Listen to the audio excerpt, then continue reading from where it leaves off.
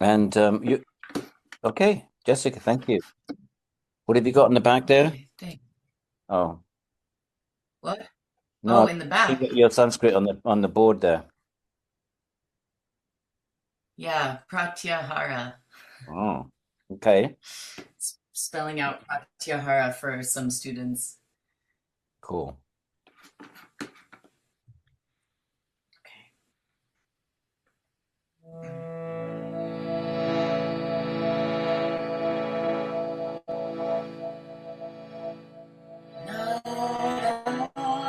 Narayanam Namaskritya Narayanam Namaskritya Naram Chaiva Narottamam Naram Chaiva Narottamam Devim Saraswatim Vyasam Devim Saraswatim Vyasam Tato Jayam Udirayam Tato Jayam Udirayam Nashta Prayeshvabhadreshu Nashta Prayeshvabhadreshu Nityam Bhāgavata Sevaya Nityam Bhāgavata Sevaya Bhagavatu Tamashloke Bhagavati Tamashloke Bhakti Bhavati Naishtiki Bhakti Bhavati Naishtiki. And then I have prepared a slightly different tune today for Vasudevaya, so actually I can probably stop sharing. Okay, there we go. Here we go. Om Namo Bhagavate Vasudevaya. Om Namo Bhagavate Vasudevaya. Om Namo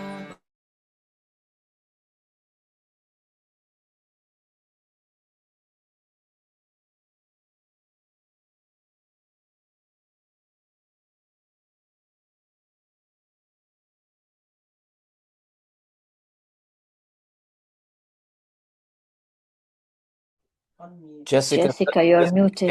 can you unmute yourself? I'm so sorry. Can you unmute yourself because I muted everybody? Oh, that's all right. That's all right. That's all right. Here we go. So it's a slightly new tune, prepared a new tune for Bhagavate Vasudevaya.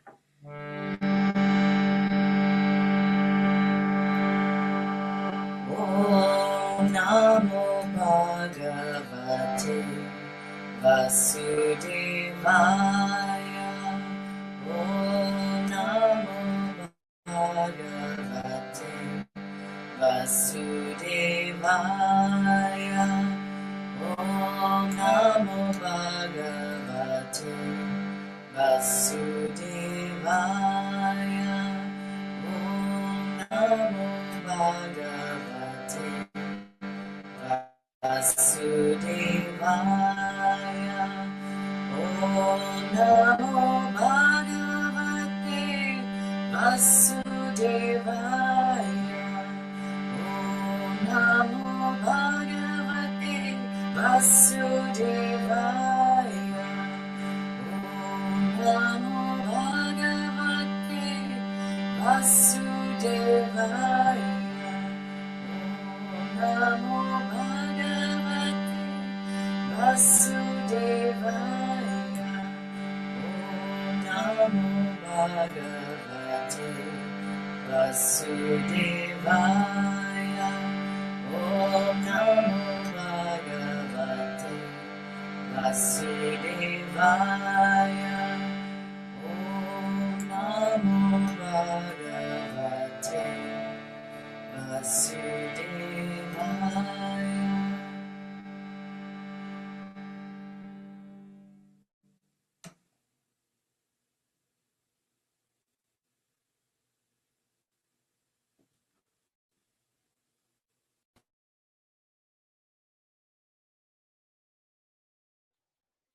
Thank you so much, Jessica. That's a nice new tune. That was great. Yeah. Namo Vishnu Padaya, Krishna Prasthaya Bhutale, Shrimate Bhaktivedanta Swamini Namine, Namaste Saraswati Deve Gauravani Pacharine, Nirvishesha Shunyavadi Paschatete Shatayine. Akanda Mandalakaram, Yena Vyaptam Characharam, Tatpadam Darshitam Yena, Tasmai Shri Gurave Namaha. Sri Krishna Chaitanya Prabhu Nityananda Sri Advaita Gadadhara Jivasadi Gaur Bhakta Vrinda. Hey Krishna, Karuna Sindhu, Dinabandhu, Jagatpate, Gopesha, Gopika Kanta, Radha Kanta, Namostate. Tapta Kanchana Gaurangi Radhe, Vrindavaneshwari, Vishabhanu Sute Devi, Pranamami Hari Priye. Apavitra, Pavitrova, Sarvavastha Gatopi Va, Ya Smaret Pundarikaksham Sa Bhaya Bhyantara Shuchihe.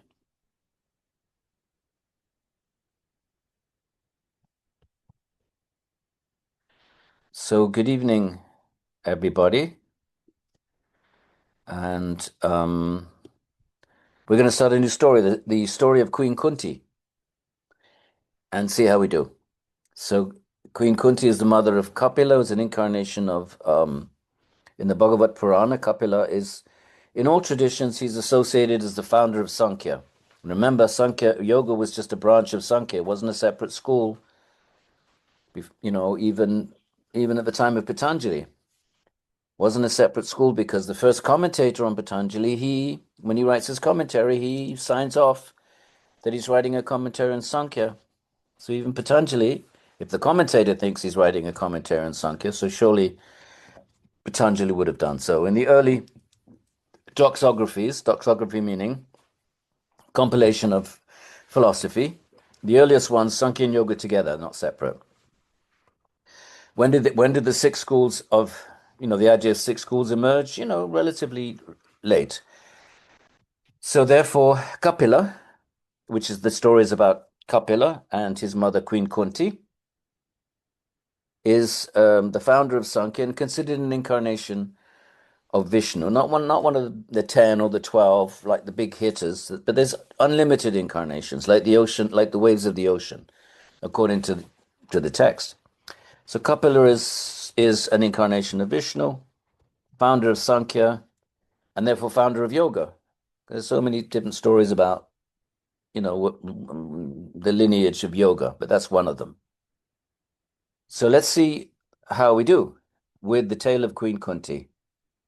So if you've got the blue book, it's book 3, chapter 24. So that would be page, what does it say down there? Up the top. Whoa, it doesn't have a page number. 256. Otherwise, you can follow along on the screen.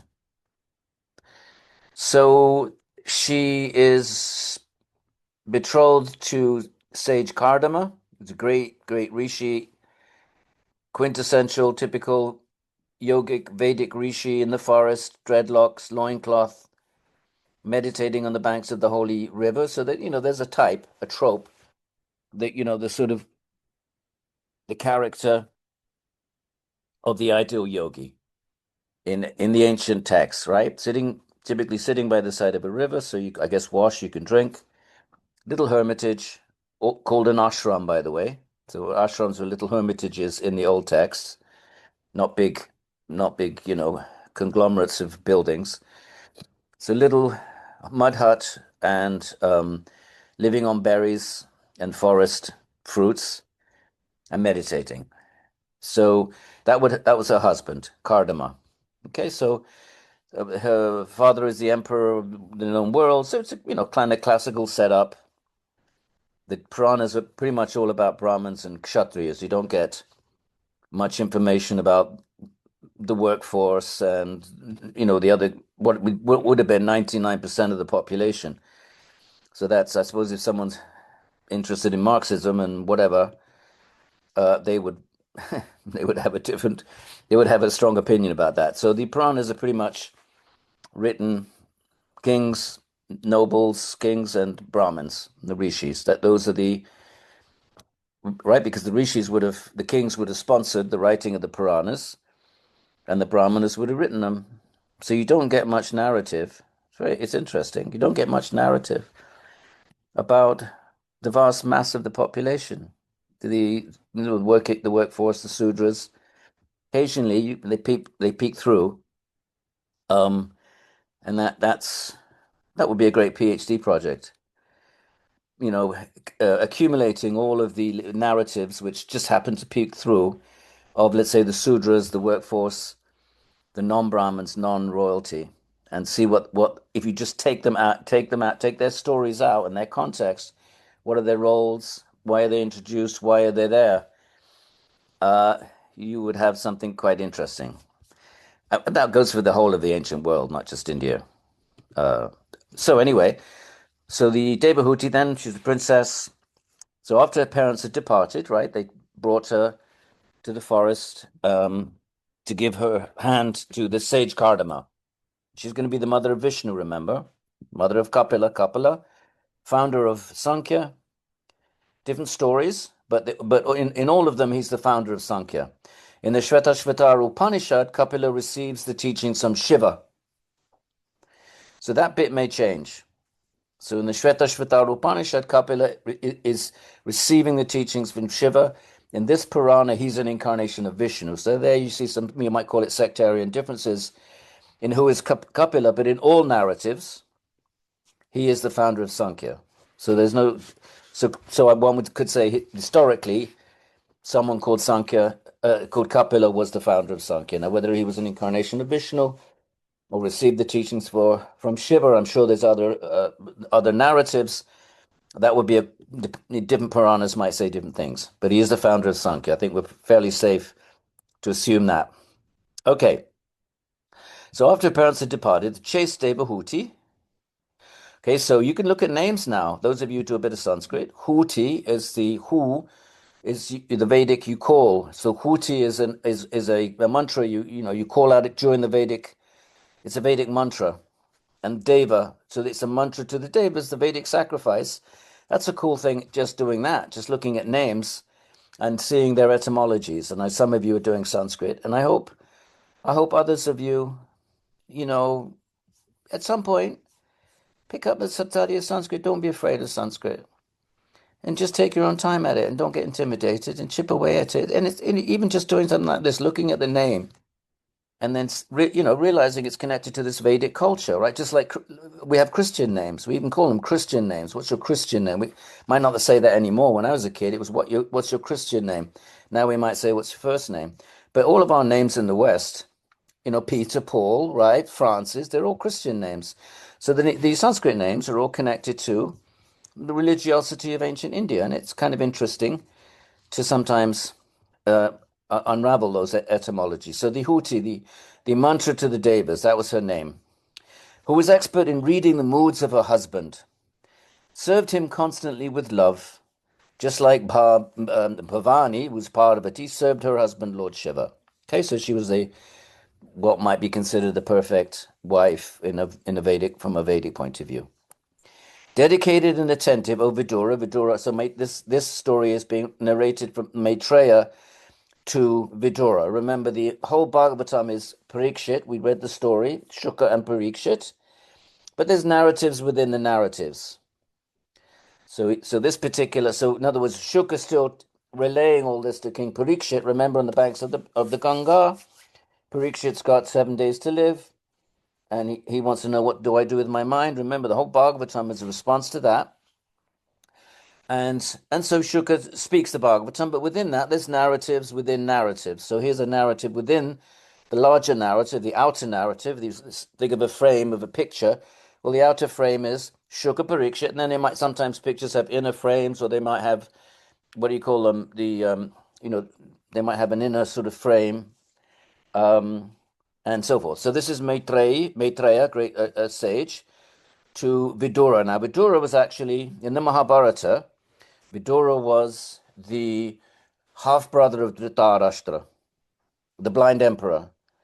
So the Mahabharata war, is between the 5 Pandavas, and the 100 Kurus, and their father was the blind king Dhritarashtra, and he had a half brother called Vidura, who was like his sage, really. He was the one. So okay, we won't get into that. We'll read the story another time. But Vidura is receiving this particular narrative. So dedicated and attentive. This is Queen Kunti, or Princess. Devahuti, renouncing desire. Right, renouncing desire, deceit, aversion, greed, sinfulness, and pride. So she's a yogini.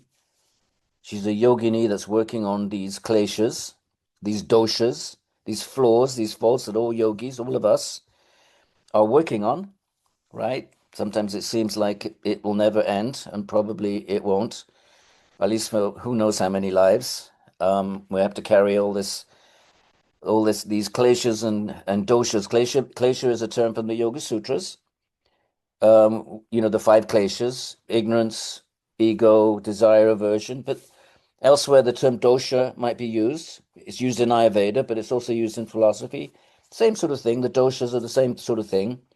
These desires, these selfishness, greed, pride, all of this that we all have to work on. So she renounced all that, as we all have to do. So Devahuti continuously satisfied her noble husband through her affection, service, and loving words, offered with intimacy, purity of heart, respectfulness, and self-control. So that's, I suppose, your classic perfect princess wife. I don't know what I don't know what we might think of some of this now, but remember, this is not just ancient India. This is the ancient world. This is everywhere before, I don't know, the First World War, even in the West. So she was submissive and emaciated. So she's a yogini. He's a yogi. He's a Brahmin. He's following the vow of brahmacharya. So she's his wife, but she's also following the vow of brahmacharya. And I don't know whether it's coming up, so I won't tell you. I won't tell you yet, in case it's coming up. But well, anyway, the deal was, when she was given to him in marriage, he said, "Okay, but the minute she conceives a son who can, protect his mother, the Kardama, the husband, said, then I will leave and take sannyas." That was the deal. And she accepted it, and the parents accepted it. So it might seem strange to us, but not so strange from a yogic point of view, because you have to die alone, and you don't want to be attached when you die. And that's the logic of sannyas. That if it is the case that anything your mind is attached to at the moment of death, that brings you back, right? Which is the principle of reincarnation, of one of the pillars of reincarnation. If your mind is attached to something, it's like an anchor. You're attached to it, so you come back, but of course you won't have the same husband, so you don't reconnect with the same. But that attachment brings you back. So if that is true, then within that logic, then you have to sever all attachments. And what's the strongest attachment? The attachment to your partner, to your husband, to your beloved. So therefore, in the yogic system, and not just the yogic system, but even the broader Vedic social system, at the end of life, not everybody would do this. Some places it says only Brahmins would do it, warriors wouldn't, merchants wouldn't, the workforce certainly wouldn't. So it would be a tiny percentage. The Brahmins would be, I don't know, 1%. Some places it says only they took sannyas. They took the fourth step, the four orders of life, right? First 25 studentship, 25 householder, 25 husband and wife together become yogis, yoginis, celibate and practice. And then the last stage, they have to separate because otherwise it's a bond. So, you could say, well, I'm attached to my husband and wife. Fine, but you die. You don't come back and meet your same husband and wife. So why not? You got to be separated anyway. If you accept all of those pieces, then it makes sense that you're going to be forced to separate anyway. So then you do it voluntarily, with the hope that even severing that last attachment is in the well-being of both, the spiritual well-being of both husband and wife. So that was the deal. The minute you conceive, you'll be protected by the sun, and the husband will go off. Okay, so let's see. So I don't know. Maybe that was a bit earlier part of the story. So she was expecting great blessings from her husband, right? She was serving. He's a powerful yogi, has all the mystic powers, everything. So she was expecting blessings from her husband, which means that she wanted a child who was more powerful than destiny. And from his side, it wasn't, the husband also loved his wife. So from his side, with the voice trembling with love, he wasn't just a cold, impersonal yogi, just interested in his own meditative, prowess. So look, his voice is trembling with love. And it's all right, he's right. He's like the highest possible yogi, but it doesn't mean he's not affectionate to his wife. Overwhelmed with affection. Kardama, the husband, foremost of the divine sages, he's a rishi, spoke to Devahuti. She's the daughter of Manu, one of the great progenitors of mankind, Manu. If you check chapter 4 of the Gita, Krishna says, I gave this knowledge to to Vivishwan. Vivishwan gave it to Ikshvaku. Ikshvaku gave it to Manu. So he's one of the ancient progenitors. He's mentioned in the first verse or second verse of chapter 4. So he spoke to the daughter of Manus, they're the progenitors, who had been so devoted. Kardama said, O daughter of Manu, now I have become pleased by your exceptional service and complete devotion. This body is very dear to embodied beings, but you have neglected it in renunciation for my sake. You have been very dedicated. So she left. She was a princess, so she gave all of that up in order to be a yogini at the side of her husband, celibate, barely eating, maximum, frugalism, extreme frugalism, and so forth. So he says, I now bestow upon you divine vision, because he has all the siddhis that we read about in chapter 3 of the Yoga Sutras. See how I, dedicated to the pursuit of the goal of life, right? The goal of life is to realize the Atman. So that's the ultimate goal of life. We have to try to do that before we die. These others, raising families, all these things are, of course, important for householders, but that's not the ultimate goal of life. Because eventually we have to leave this body. So if we don't realize the Atman and devotion to Bhagavan before we leave the body, then we come back. And then, next time it's not going to be the same family. So there's some logic to renouncing, at least at some point, before the end. Good. So this body, okay. So he says, see, I've obtained the Lord's blessings. So this is bhakti, theism, by dint of my yogic practice, by dint of my learning, Svādhyāya, my samadhi, and my tapaha, austerities. So you have attained, right? The fourth chapter of Patanjali, how do you get siddhis? There's 5 different ways you get the mystic powers. One is tapaha. So by that is tapaha. You have attained those same blessings through your service to me, he says. These blessings lift one beyond fear and lamentation. And usually when something like that is said, it takes you to a place beyond identity with the body, because we're fearful for the body. We think fear is coming from body and mind. We think something's going to happen to our body, or, we fear some loss in the mind.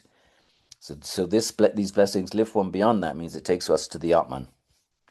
What is the use of other material accomplishments? All of our grand projects in this life, printing books, whatever it might be, making money. What is the use? Which are repeatedly destroyed by the raising of the eyebrows of Lord Vishnu. That means time. Because Vishnu glances at the beginning of creation, he glances at inert Prakriti.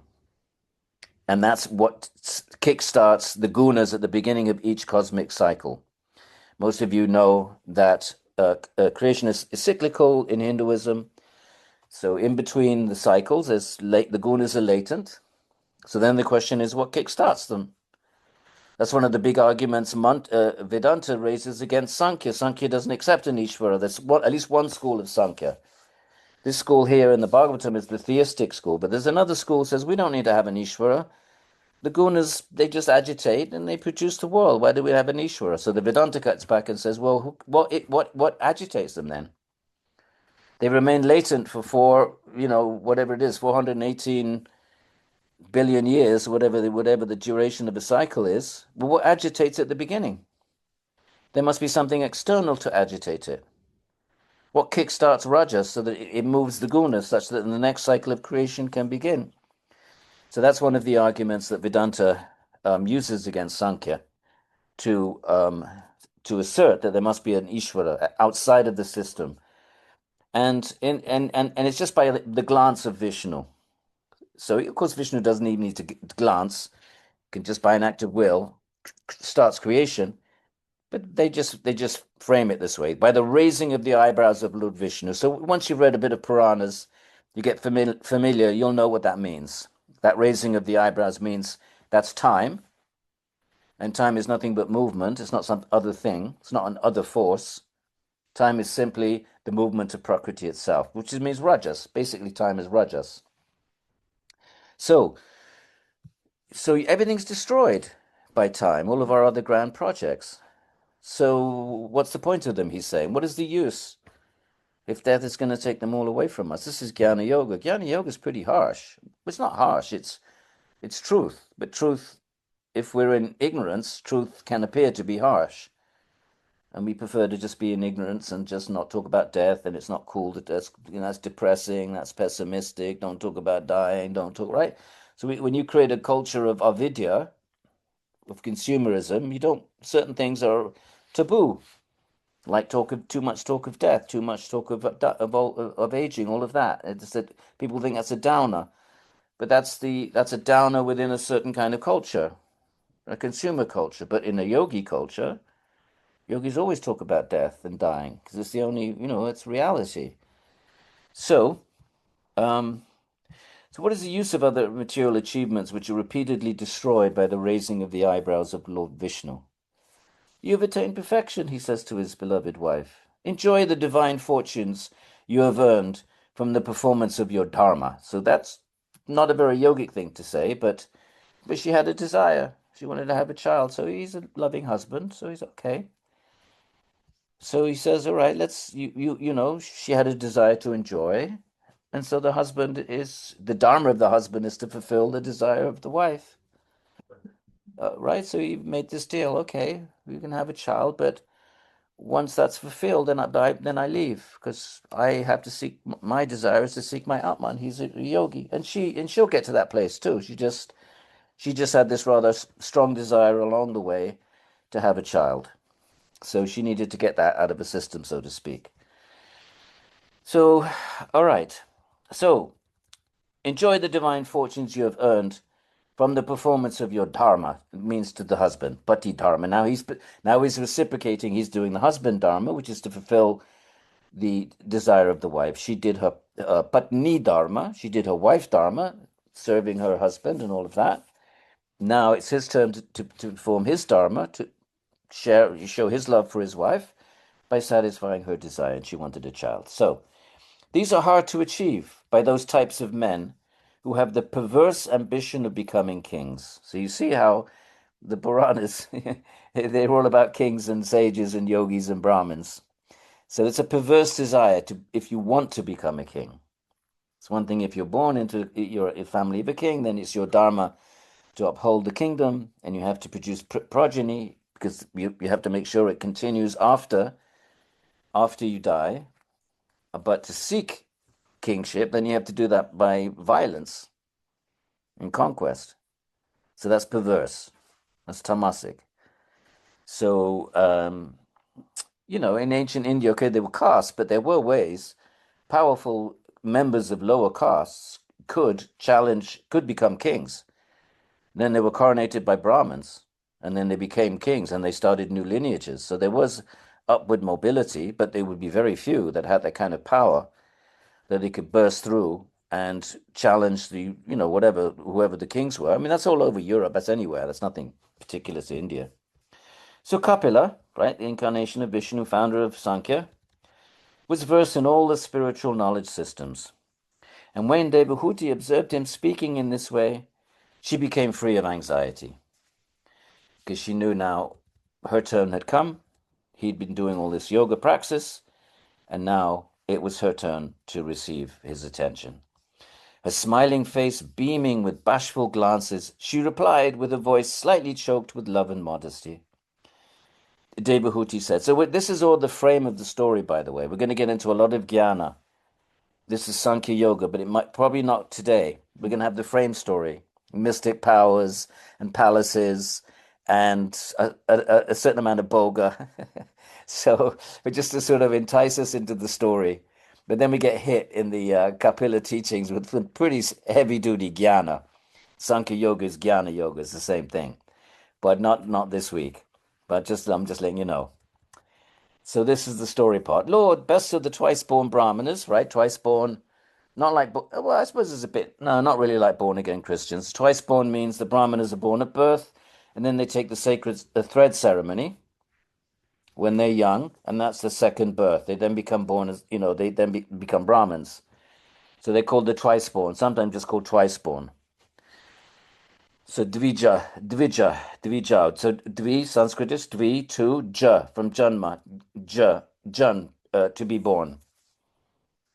So Dvija, it's a Upapada compound.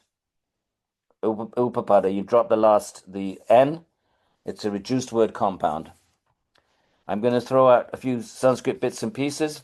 One for our Sanskritists who are performing so much tapas and are making it, and also to inspire some of you. So I'll be throwing out a few little Sanskrit bits and pieces to honor our Sanskrit students, number one, but also to inspire those of you that, that it would be so cool to be able to break down words and look at the etymology and don't think you can't do it. Anybody can do it. It's just a language and it's beautiful. So what if it takes the rest of this life? You're not going to master it anyway. I haven't mastered it 45 years. So it's just a beautiful thing to do. To be able to look at a word and say, oh, look, this is the verbal part, this is the stem, this means this. So she says, the best of the Brahmanas. Naturally, I already know that all this has been achieved by you. She says, I know who you are, the master of mystic powers. And that's called Yoga Maya, curiously, because that's going to mean a very different thing in the 10th book. And it means a very different thing in the Shakta tradition. So those of you who are associated with the Kundalini traditions, Yoga Maya here means something quite different. So be careful about words you may be familiar with in one context may not mean the same thing in another. And then she says, but offspring are a more precious gift to women who have been virtuous than mystic powers, she says. I don't know if you want to, what you think of that, but that's her comment. We're reading an old text, okay, so let's not project too much modern feminism backwards. And try to just enter into the Vedic world, my friend. That's what we do in this Svādhyāya. We're doing our best for 2 hours every 2 weeks, just to leave our own, or whatever our contexts are, our locations, our situatednesses, and enter into this world of Vedic India without judging, without trying not to bring our baggage with us. Just leave it at the door. Pick it up on the way out after 2 hours. So offspring are a more precious gift to women who have been virtuous than mystic powers. Moreover, you once made the promise that one day we would unite intimately. So they've been celibate all this time. Remember? And he said, okay, I'll accept to the father and mother, the king and the queen, I'll accept your daughter, Devahuti, but The minute that she becomes pregnant and I know that she has a son to take care of her, I leave and take sannyas. He didn't want to get married. He's a yogi. Yogi's a brahmachari. You know what the yamas are. Ahimsa, satyam, brahmacharya. So he's agreed, begged by the king. The king wanted, the king. I can't remember why. He wanted a great rishi for his daughter. He wanted to give her the best possible husband. What's the best gift you can give? Is liberation. If you're a yogi, what's the best thing you can do for your kid? Right, parents, think about it. Put on a yogic hat for a minute. Put on a jnana hat, and this is your metaphysics. This is your world. This is your understanding of self. This is your understanding of the goal of life. Right. So, what parent doesn't want the best for their kids? So, what do? We educate our kids. We buy them a house or something so that they're safe when we die. But if you're yogi, what's the best thing you do for your kids? You give them liberation. So then what? Well, then in this case, you give them. He's a king. He's probably not a great yogi, the father of Devahuti. So he wants his daughter to marry the greatest yogi in the kingdom, so that he knows that his daughter, this temporary life. Think about it from this lens. Let's step out of our consumerized, commodified, way of thinking. From the yogic way of thinking, he wanted what the greatest gift is that this would be the last birth of his daughter. She wouldn't have to come back in samsara. So then, how do you do that? He wasn't qualified as a yogi. He was a great king, but not a yogi. So then he gave her to she accepted. She was delighted. She was a very advanced yogini. She was all ready from past lives for this kind of a situation to give it to Cardama. That way he would get, he would make sure that this would be her last birth. And it was. And not only that, but she actually gave birth to Vishnu. How about that? So she says, my love, moreover, you once made the promise that one day we would unite intimately. My mind is overwhelmed with love, incited by you. But my body, which is full of sexual desire, is wasted and emaciated because she's been doing tapas in the forest. Please make suitable arrangements in accordance with the scriptures, right, dharmic, so that it can be made attractive. I want to be sexually attracted so that we can unite and so I can conceive a child. So that's her request, and of course he has mystic powers, so he can do anything. And please create a suitable place for our sexual union, my lord. So now we step out of the narrative back to Maitreya, right? Who's speaking to Vidura, right? He's telling, and which is in it, beyond that, there's of course Shuka telling the whole thing to Parikshit. We've already discussed that. So now Maitreya said, then O Vidura, Kardama, desiring the satisfaction of his beloved, situated himself in yogic meditation, right? And with his yogic, this is samadhi. This is one of the side effects of samadhi is that you develop mystic powers. And with his mystic powers, created a flying palace that could travel according to one's wish. Do you know what this is like? Some of you have read Autobiography of a Yogi. It was a classic of the 60s.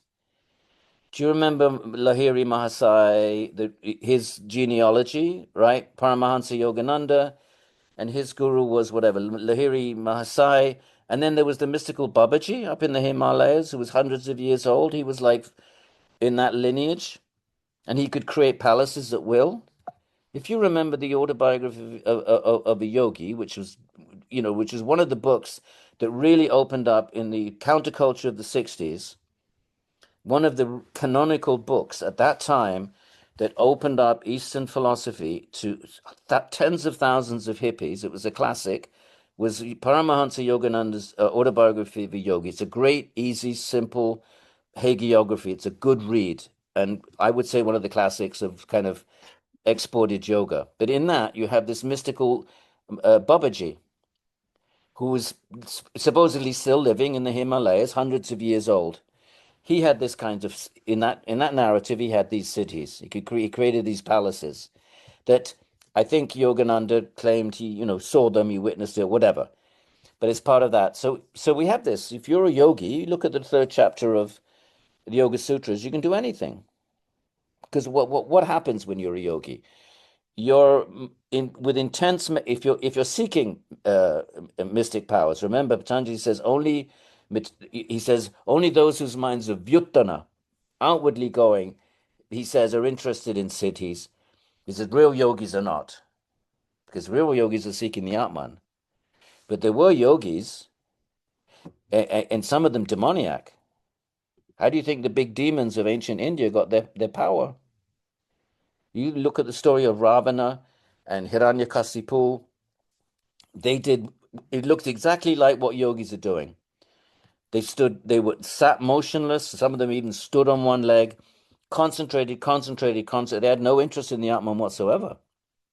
They wanted power. And some of them were malevolent. You know the great stories. You know the Ramayana.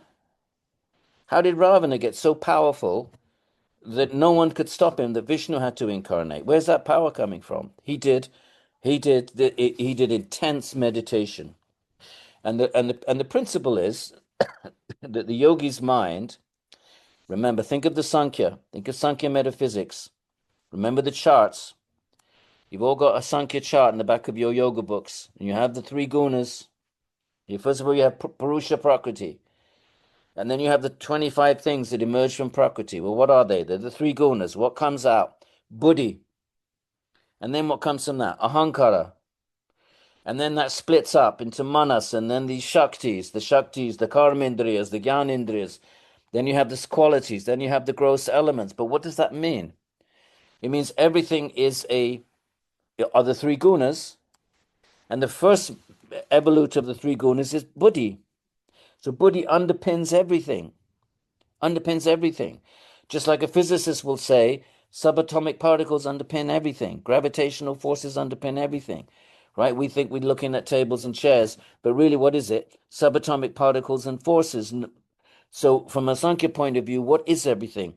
Everything is the three gunas, and that's the base level. But then from that you have buddhi. Now a yogi has intense control over the buddhi, and the yogi is no longer contained within his own his own subtle body. That subtle body for us it's contained because of karma, right? So I'm a human, and the subtle body in another creature is a dog, right? What makes my subtle body confined to my body? It's karma. What makes the dog's subtle body confined to the dog's body, or the cat? Karma. So if you've gone beyond that, there's nothing containing your buddhi can actually can ooze out, it can penetrate out, and it can permeate the substructure of anything. So let's say you're focusing on the table. Your buddhi can permeate. Ultimately, that table is buddhi. It's ultimately the three gunas. But so your buddhi can kind of penetrate the buddhi of the table and rearrange its external manifestation. So you can make that table suddenly change into a chair. It's not magic. It's not magic. It's simply subtle physics. So therefore, with the power of concentration, your chitta, your buddhi, can permeate the substructure of anything and rearrange its external effect. Right? So therefore, you can create a flying palace, I guess is why we're saying all of this. It's not magic. It's not some magic story like a wand. You wave a wand. It's actually subtle physics emanating. Why is it subtle? Because it's based on mental. It's based on the mind, and the mind can uh, can can seep out or pervade out or permeate out, and penetrate the substructure of anything, any external thing, and rearrange its gross makeup. And all of a sudden, it changes into something that looks like magic. Nothing magical about it anymore at all. The example I like to give is, imagine you went to a planet where they had no, let's say, ice, and you went there, or imagine you went to a planet where everything was ice, and you went there and you brought a torch with you, a fire torch, and you applied heat to that ice, so what you're doing is an element is pervading the grosser element. Your fire element is pervading the molecules of ice. All of a sudden, the ice dissolves into water. And the people on that planet had never seen anything like that. All they knew was ice, and they were all of it. That would look like magic. It's not magic. You're just pervading the ice with heat, and then you pervade the water, and it evaporates into steam and disappears. That all seems like magic, but it's not. You're simply pervading something with a finer substance. That finer substance is affecting the grosser substance. Fire is affecting the block of ice, so it dissolves into water. Then you apply fire to the water, and it makes that dissolve into steam. So there's nothing magical about that because we happen to know the physics that we happen to know what's going on with that and the chemistry. Well, what if there is a similar kind of what if there's a similar process, but not using fire or gross elements, but mind stuff? We can't say that's impossible. We can just say, well, no, I haven't seen anybody do that. That's fair enough. But you can't say in principle, there's a logic to it. A subtler thing can dissolve a grosser thing. That's the principle. Can a subtler, it's material, mind is material, but a subtler form of matter can affect a grosser form. That's the principle of mystic powers. So here he is I'm just trying to show a logic to it, so that we don't read these texts and just think there's some kind of a fairy story like some fairy godmother waving a wand. It's not like that. It's subtle physics. Take it or leave it. I suggest we have no business either taking it or leaving it. All we can say is there's a logic to it. There's a metaphysical logic to it, and and maybe we should be. I suggest, certainly for myself anyway, being open-minded to these kinds of claims. So he created a flying palace that could travel according to one's wish. Why not? Why can't will? There's various forces that we don't understand. We don't understand gravity. We only know what it does. We don't know what it is. So there's forces. Why can't there be mental forces that we as a civilization have lost? Why couldn't in ancient times, pre-technological times, human beings who just like us, just as smart, they weren't primitive, why couldn't they have developed powers, the ability to manifest powers through mental forces? Why should that be a ridiculous proposal just because we are not aware of it, just because it's not on our landscape? So therefore, it could, according to one's wish, means mental. It's a mental power. We have gravitational powers, nuclear powers, magnetic powers, which are all mysterious, by the way. We don't really understand them. We just can measure them and we know what they do, but we don't really know what they are. We call them powers. All we know is what they do. So here he is. Let's give it the benefit of the doubt and keep reading. Again, I suggest when we read these stories, neither accept nor reject. Just enter into the narrative without bringing our scientific this, that, and the other with us, because that will just create blockages and filters, and that's not helpful. So it was a celestial palace that fulfilled all desires. It was replete with all kinds of gems, adorned with pillars, right? This is his gift to her.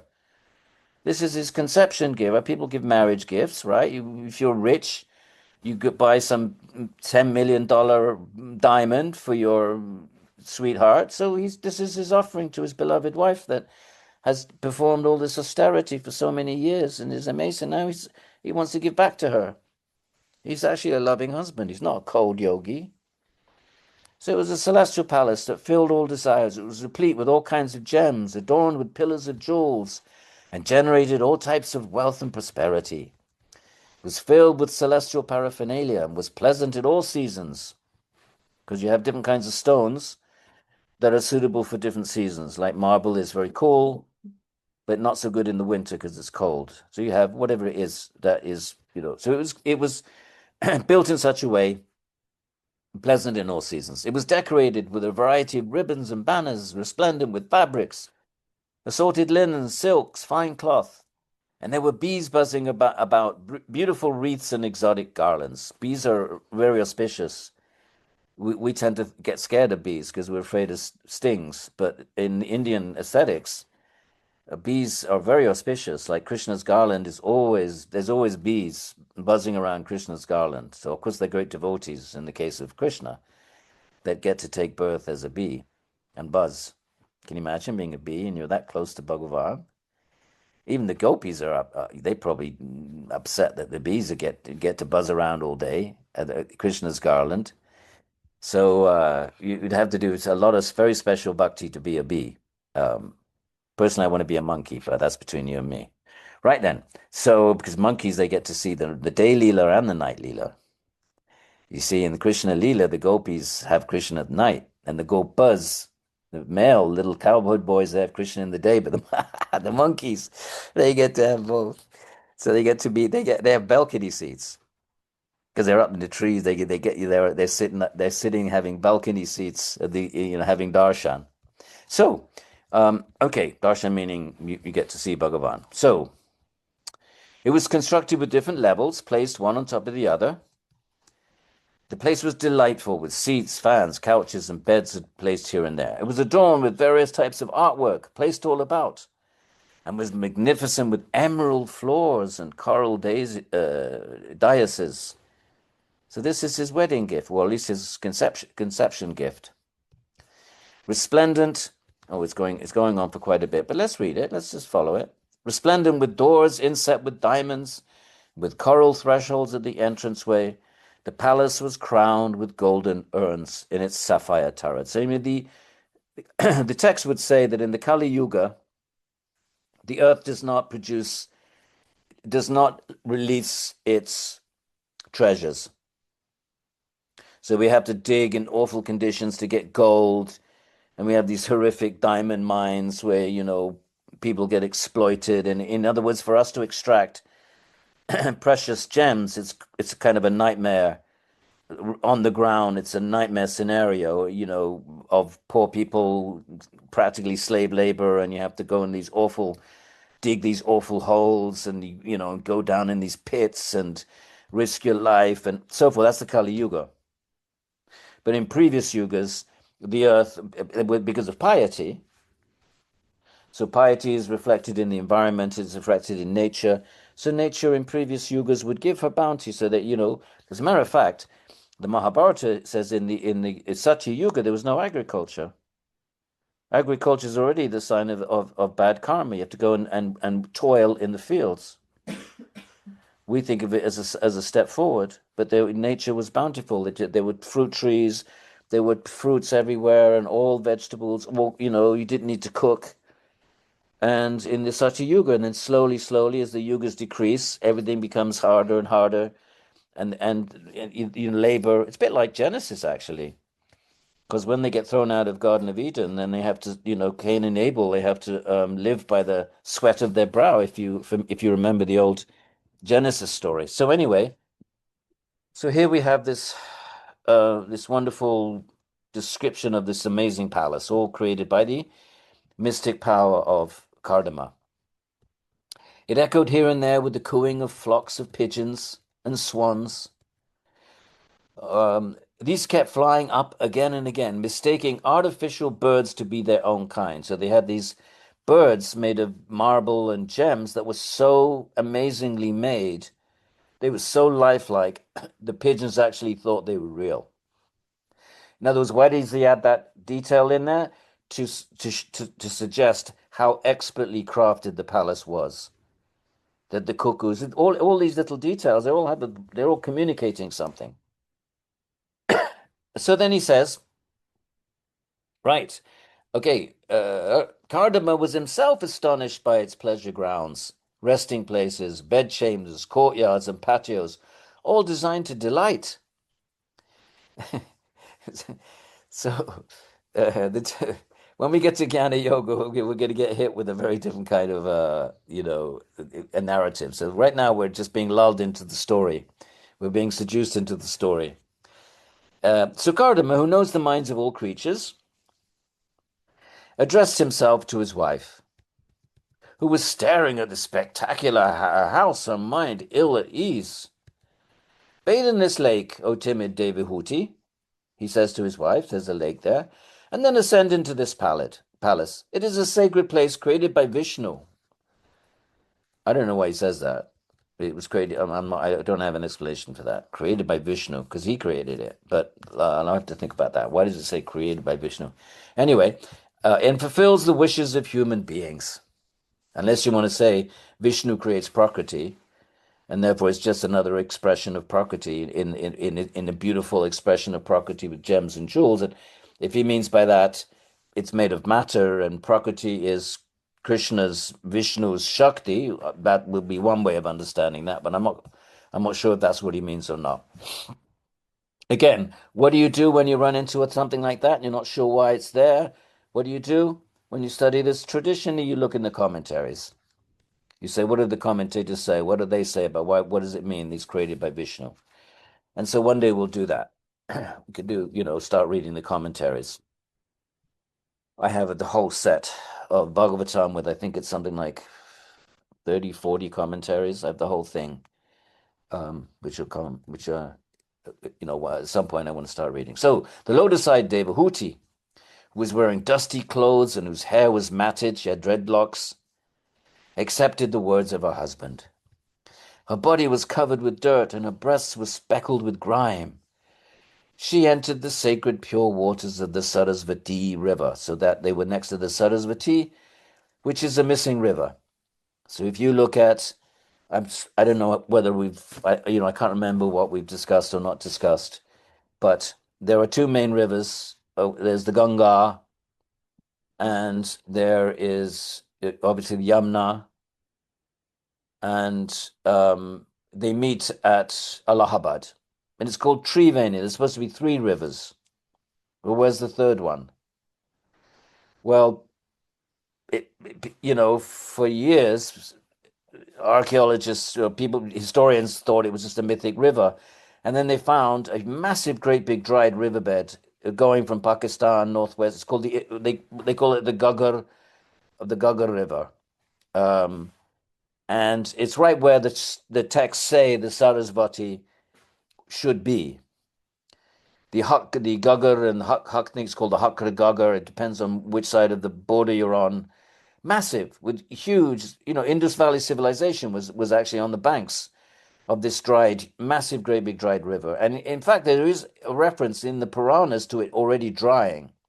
When Krishna's brother Balaram goes on pilgrimage, it says something about the Sarasvati at that point had almost dried up. So we have this now evidence, and it must have been the Sarasvati. I know secular archaeologists say, well, we don't know what it was. Fine, because they don't, but so that's the Sarasvati. Now it's just a dried riverbed. So she goes into the water, and within a building inside the lake, she saw 10,000 young girls who were all youthful and as fragrant as lotuses. Okay. So when they saw Devahuti, the women immediately rose up and addressed her with folded hands. We are your maidservants. Instruct us as to what we can do for you. The respectful women bathed the wise Devahuti with costly bathing paraphernalia, offered her new, spotless, fine quality cloth. Right, so they're getting her ready so she can unite with her husband. So she's preparing for a amorous encounter so that she can conceive a child. So she said, remember, she asked him, she said, look, I want to make myself attractive for you, but I'm all emaciated. I've been fasting, tapas, dreadlocks, hadn't combed her hair for who knows how long.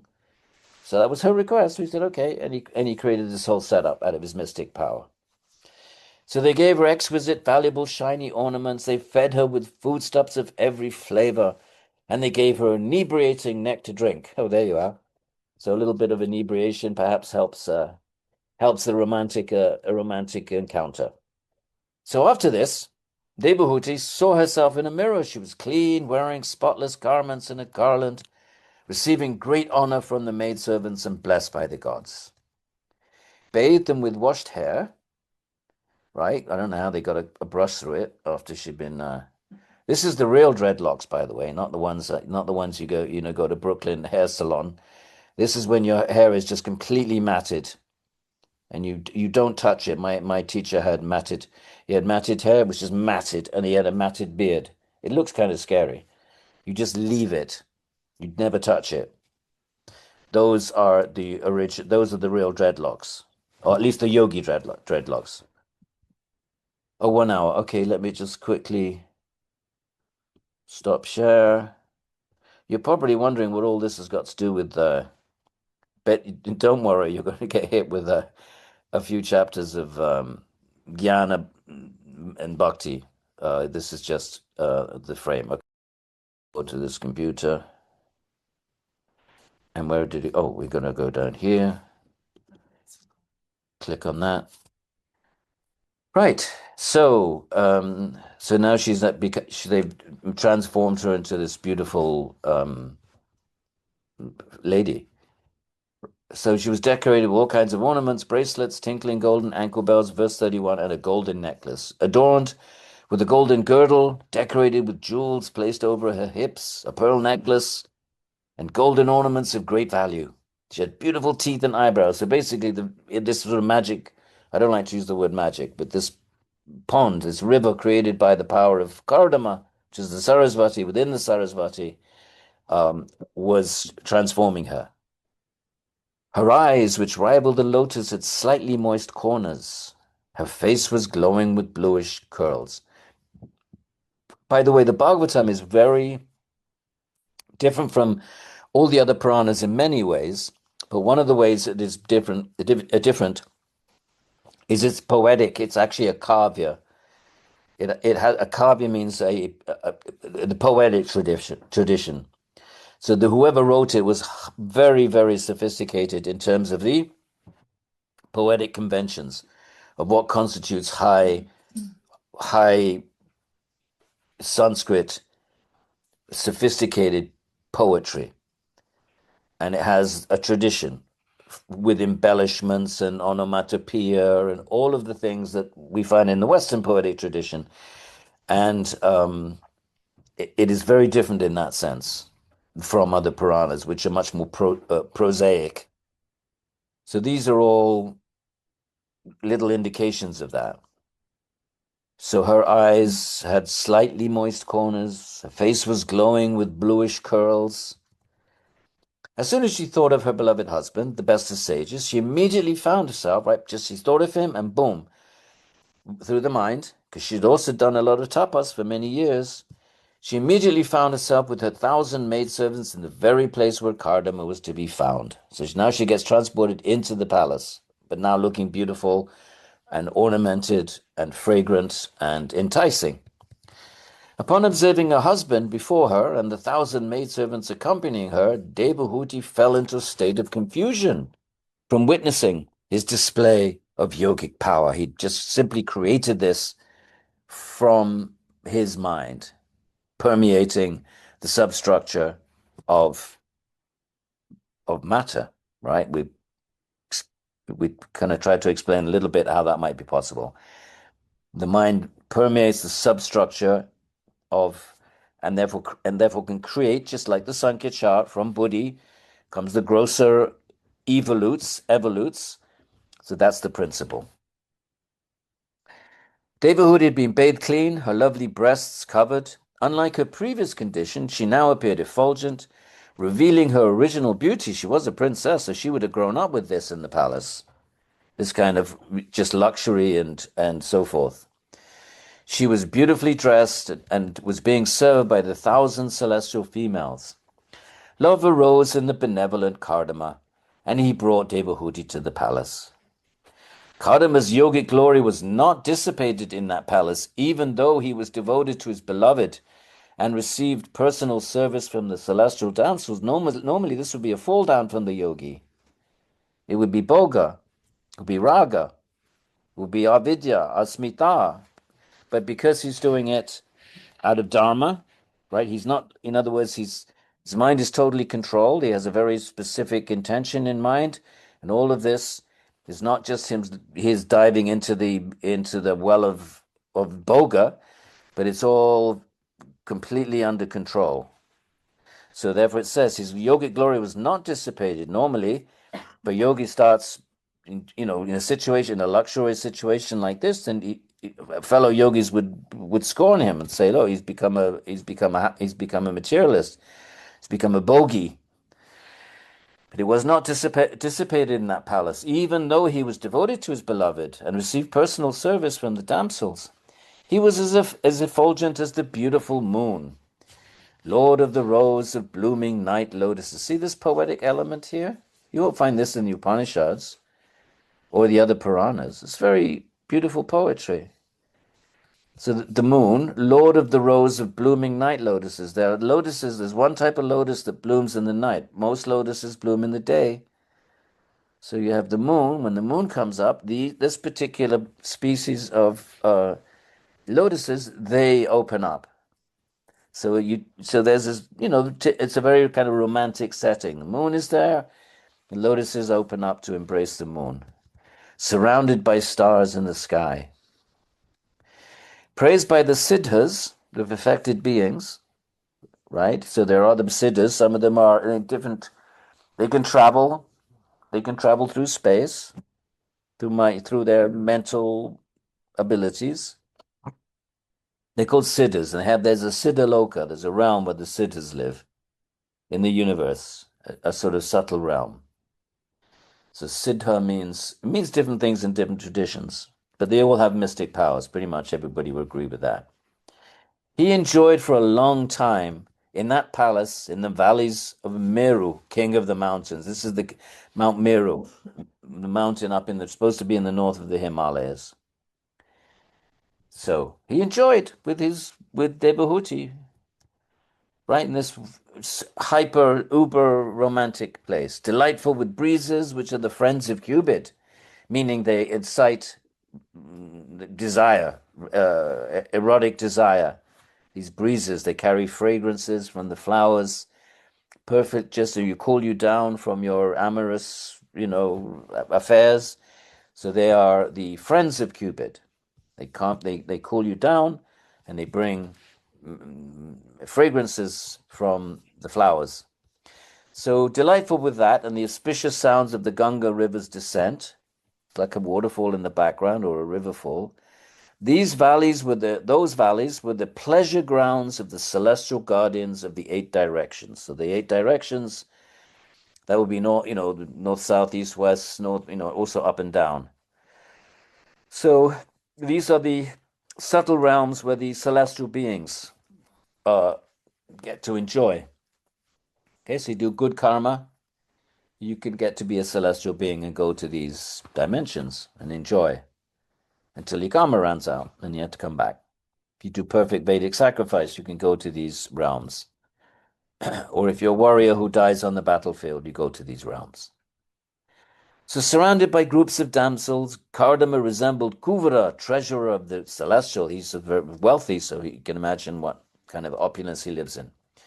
Fully satisfied, he enjoyed with his wife in the celestial gardens of Vaishrambhaka, Surasana, Nandana, Pushpabhadraka, Chaitraratya, and in the celestial Manasa lake. So it seems like they're not just confined to this palace, but they're actually these are places in Svarga, in the celestial realms, where the devas are, the demigods, the recipients of Vedic sacrifice. Okay, but you can get to the deva, those realms are called Svarga. They're the realms of those who have perfect, very good karma. Moving like the wind through the realms of the universe in that magnificent. Oh, I see. So the palace is moving through the realms. I take back what I just said. They're in the palace, but it's kind of like a moving palace. So they're actually visiting these different realms, which are the abodes of the gods, the abodes of the celestials. Gods with a small g, remember, we should all be familiar with this by now, called devas. They're simply like you and I with good karma. We can all become devas in a future life if we have the requisite karma. So, moving like the wind through the realms of the universe in that magnificent and resplendent palace, which could travel at his will, Kardama outdid the celestials in their vehicles. In other words, he's in the celestial realms, the celestials have their vehicles, but Kardama as a yogi, right, they attain the celestial realms because of good karma. He's attained it by his yogic power. So there's a difference. So he outdid the celestials in their vehicles because celestials are not necessarily yogis.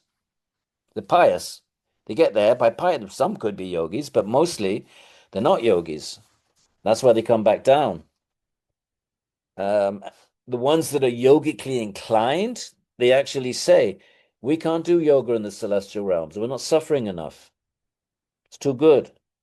We know we should be, but we can't. So they want to take birth in our realm. It's called Punya Bhumi because there's just enough.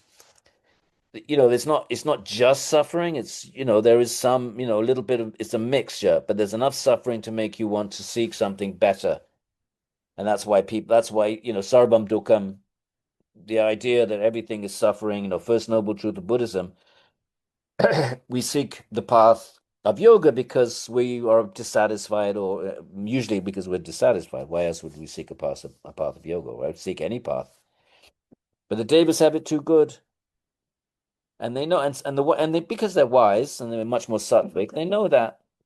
Some of them know that, and they know we're not. We could just, it's just we can't take to the path of yoga here, and we know we're going to lose our karma's going to run out. We're going to come back down, but it's just too good. So there's very few yogis amongst the devas, although they're very pious.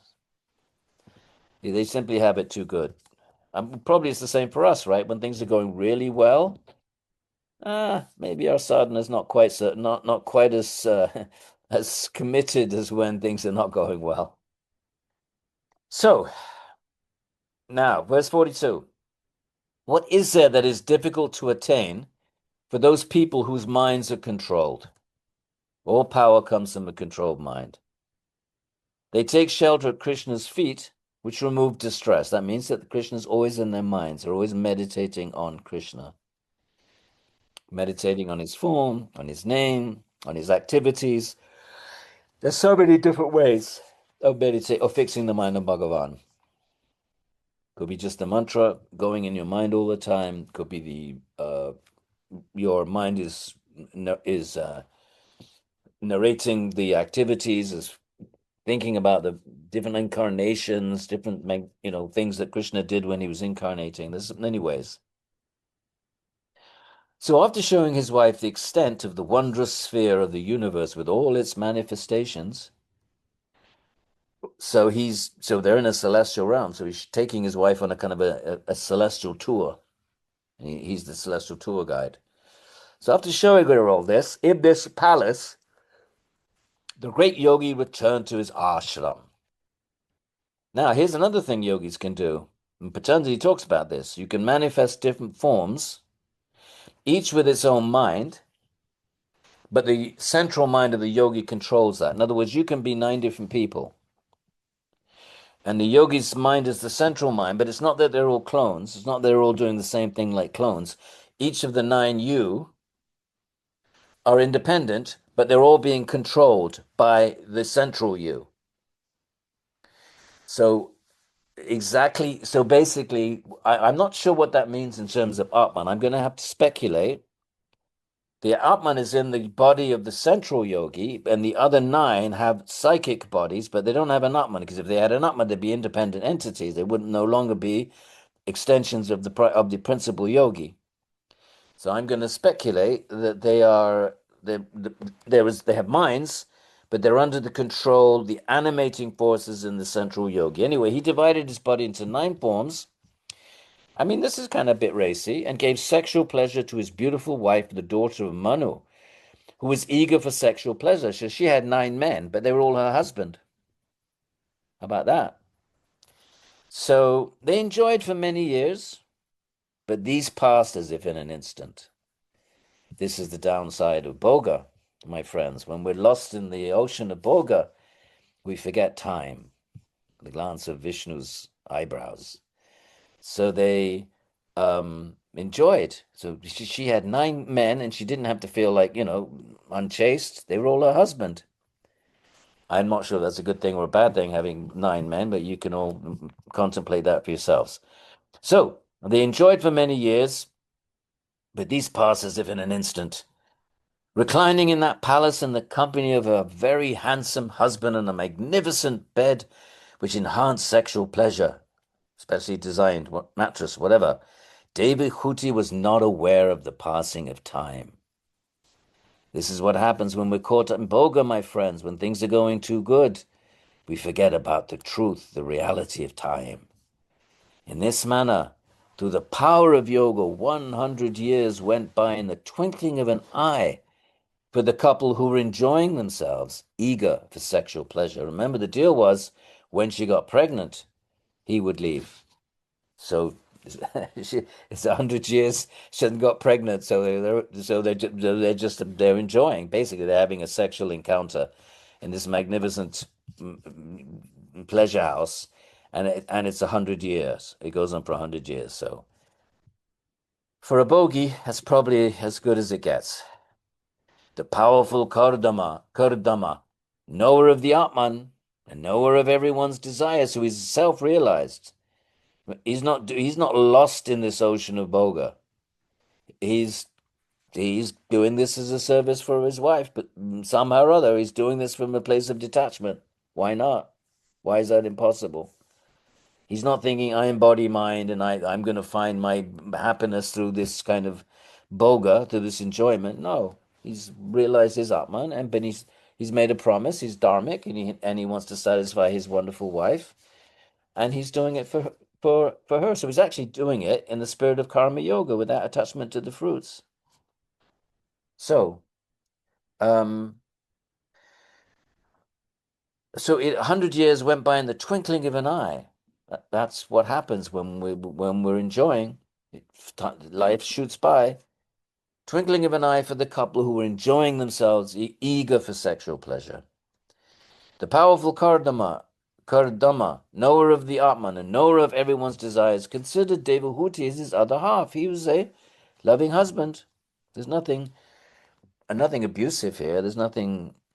I mean, you read it for yourselves. But he's coming. The text is presenting him as a loving husband that really wants to satisfy his wife. So he divided himself into 9 personal forms and deposited his semen in Devahuti. Consequently, Devahuti gave birth that very day. That's another feature of the celestial realm, that you don't have to, suffer for 9 months, but you deliver it more or less instantly. That's how celestial babies are born. Why not? I mean, different species, different known species give, the human 9 months is, I think, one of the longest, actually. Correct me if I'm wrong. It's one of the long, what do they call that? Gestation period. I think the human is the longest. Maybe elephants or something are longest, but longer. But compared to other species, it's very long. So why couldn't it be the case that celestials give birth in a day? I mean, it's not philosophically impossible. You've heard me say that many times. Something may be unknown to us, not empirically perceived by us. That's fine, but we can't say it's philosophically impossible. So, so that very day, she gave birth to 9 female babies. They were female, but the deal was she was going to give birth to a son. So they were delightful in every limb and as fragrant as the red lotus. Seeing her husband setting out to leave home as per their agreement, Devahuti, who desired a son, was smiling externally, but inside her heart was agitated with distress. Her face downcast, she scratched the ground with her foot with its beautiful jewel-like nails and spoke sweetly with her charming voice, holding back her tears. Right, when you're really upset, you can hardly talk. You look down and you scratch the ground with your foot. It's just kind of like a nervous reaction or an emotional reaction. So, what is she going to say? Devahuti said, "Everything you promised me, my lord, I have received. Nonetheless, dedicated as I am to you, kindly provide me with security." She's in the forest and she's whatever we might think back then. That's why the women didn't take sannyas. The 4th order of life, right? The 4 stages of life. The first is brahmachari, celibacy, right? 25 years, and then you get married, 25 years, grihastha, then you get husband and wife together, go to the forest. That's a vanaprastha. Then they separate. Now the woman goes back home. The man stays in the forest. We've discussed this before. But why doesn't the woman take sannyas and leave alone in the forest? Well, in the Vedic opinion, because she would be more vulnerable to whatever, wild animals and all the dangers of the forest, more vulnerable than man. Now, we may obviously push back against that nowadays. Hey, we have women soldiers, we have women in the army, so clearly we're living in a different, but pretty much anywhere in the world until modernity, that would have seemed like an obvious thing. So, but she wants security. So she says, I want a son to protect me, because you're leaving to take sannyas. Who's going to protect me? So, kindly provide me with security, verse 51. O Brahmana, your daughters will find suitable husbands for themselves, but there should be someone to free me from anxiety when you set out for the forest. Who's going to look after me? These babies they'll find husbands, but what about me? I'll be a spinster. I'll be alone. Enough of wasting so much of my time in attachment to sense indulgence. She's become disgusted. Right? The four goals of life, there's the four stages of life, the four types of occupation, but there's four goals of life, another foursome, and that is dharma, artha, kama, moksha. That you perform dharma, your righteous duty. As a result of that, you get artha, you get well-being, you get prosperity because you're dharmic. As a result of that prosperity, you can enjoy it. That's the third. But if you try to enjoy things, eventually what happens, my friends? You become disgusted with it eventually. If you have too much, whatever it is, too much food, too much this, too much that, eventually it becomes distasteful, doesn't satisfy. I think many of us have had that experiences like that. So she's saying enough of wasting. It's just wasting time because, meanwhile, this clock is ticking. Old age is approaching and you haven't realized the goal of life. So it's a waste of time. So enough of wasting so much time in attachment to sense indulgence. So even though they've got this amazing pleasure palace, even that doesn't fulfill any more than anything else doesn't fulfill. So, so on account of this, because of this bogus, she says, I had given up seeking the Supreme Soul. She forgot all about Bhagavan. She forgot about her bhakti. When things are going very well, it's very easy to sort of like neglect our practices. So anyway, so she's having this, this viveka moment, this realization. Enough of all this, she says. Attached to you, I indulge in sense gratification, ignorant of your higher nature. She's now thinking, my Lord is a wonderful and amazing yogi. Instead of asking him for knowledge of Atman, I've approached him for pleasure, and because he's a loving husband, he's provided me that. But he was detached. Kardama was detached. He was doing this for his wife. She's saying, I indulge in, I ignorant of your higher nature, said I didn't take advantage of you. You're this amazing yogi. You've been, because you're such a loving husband, you've fulfilled my desire. But what was my desire? Simply for bhoga? She's now realizing that she's wasted the 100 years or whatever. Because you never get satisfied, however much you indulge in sense gratification. So I'm attached to you, I indulge in sense gratification, ignorant of your higher nature. Despite this, she said, okay, I blew it, but please bestow fearlessness upon me. Meaning she wants a son. Attachment to pleasure, which placed in unrighteous people out of ignorance, is the cause of samsara. That's why we're in samsara, because we have our desires and we try to fulfill them. And that's action. Action is the attempt to fulfill desire, and that generates reaction. And then when we die, we still have all these reactions that we haven't experienced. We have to experience them, so we come back, and then that's samsara. Samsara is nothing other than unfulfilled desire. The fuel of samsara is desire. Desire is the perpetuating principle.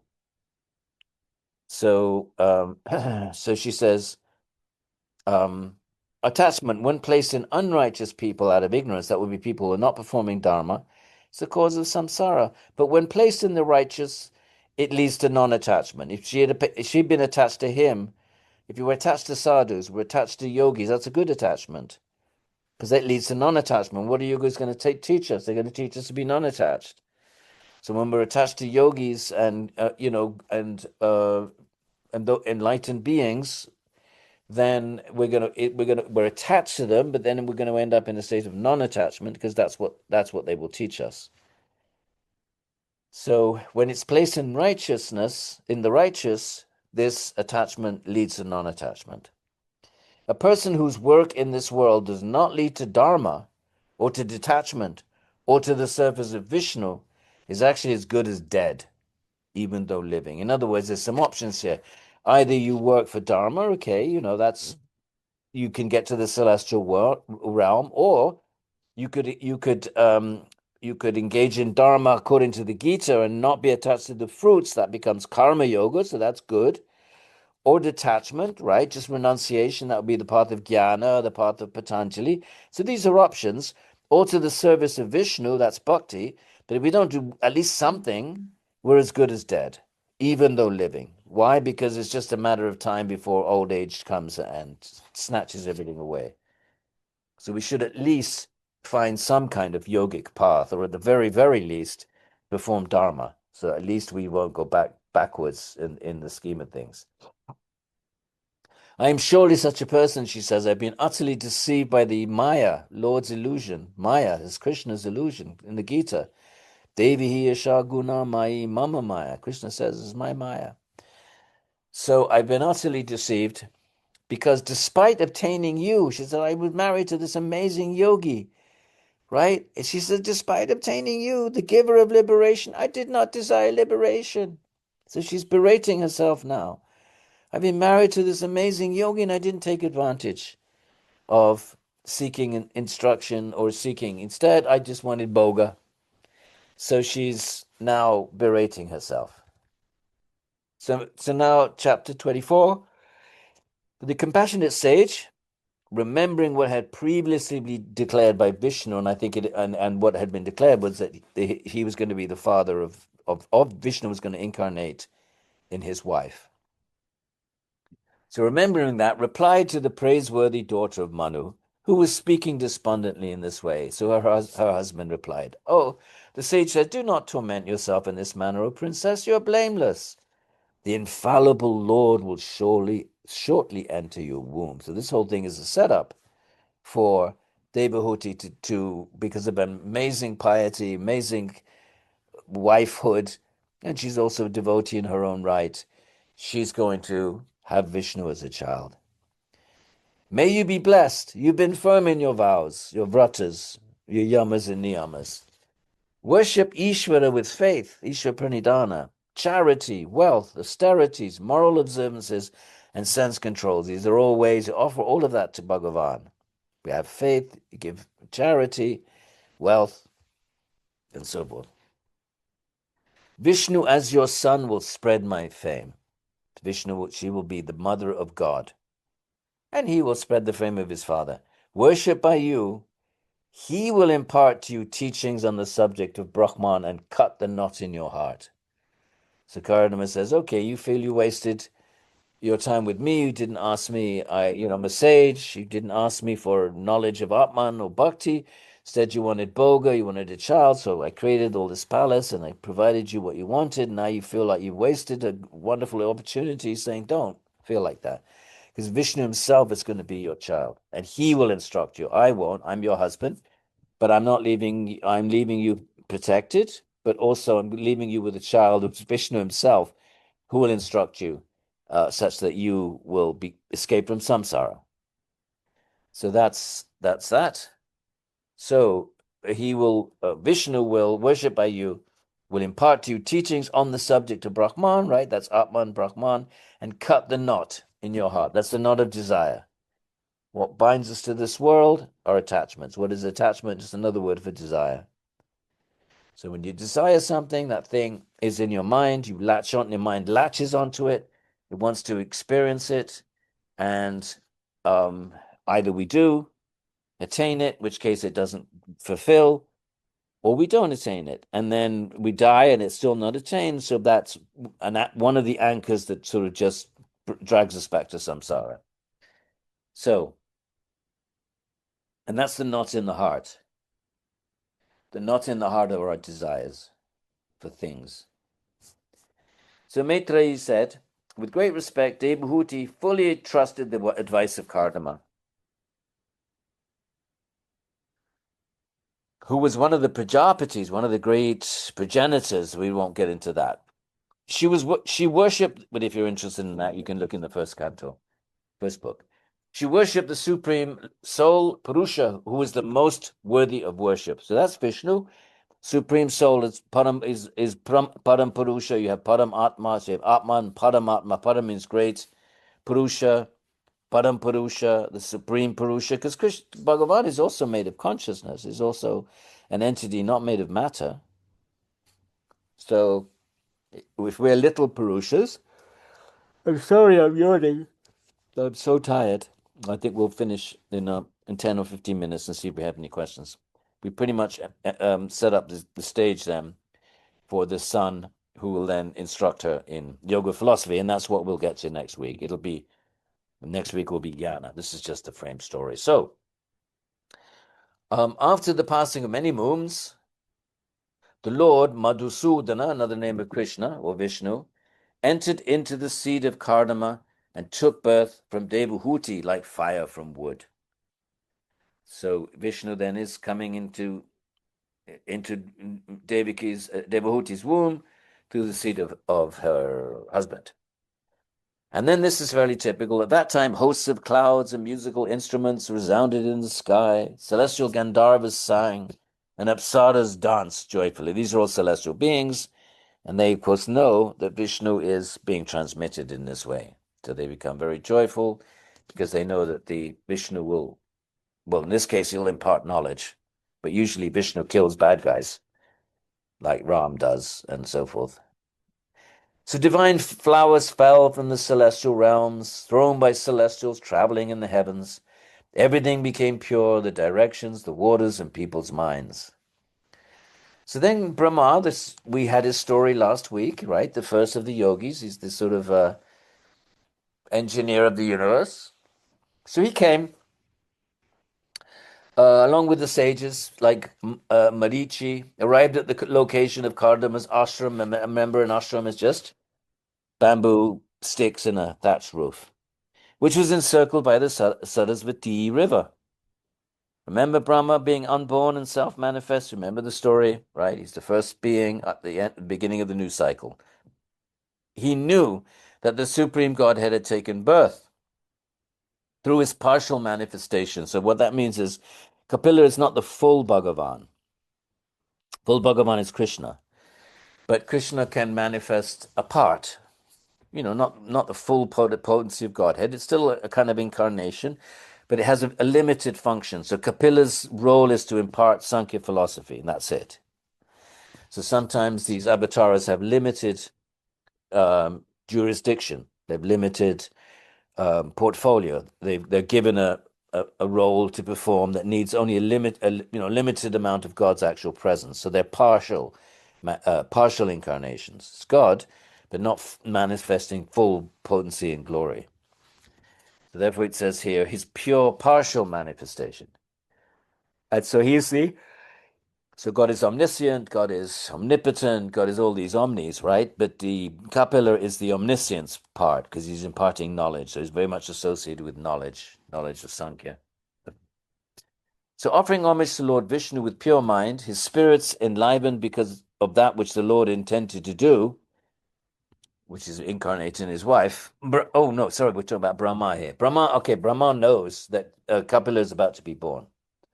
So Brahma spoke to Kardama, the husband. Brahma said, I have been fully honored by you without offense, my dear Kardama. Nicely greeted. No offense. No nasty comments. But just welcoming words and so forth. So you're respectful to others, and I have respected my instruction that I previously imparted to you. That must have been some previous stories I recall. He told him that he was going to be the father of Bhagavan, of a form of Vishnu. Partial incarnation. Remember, partial, not the full potency of Godhead. The son should perform service to the father in exactly this manner. And one should accept the words of the guru with gravity, saying, this will definitely be done. If we have a guru, then, we follow the instructions of our gurus. All right, just be careful of that. Now, you've heard me rant about that often enough. These chaste daughters of yours, right, the 9 girls with beautiful waists, dear Kardama, will certainly increase this creation manifold with their own progeny. So this is the beginning. So they are progenitors. So they will help in the production of forms of species in the universe. I don't have much to say about that. Therefore, bestow your daughters in marriage today according to their wishes and personalities. Notice this.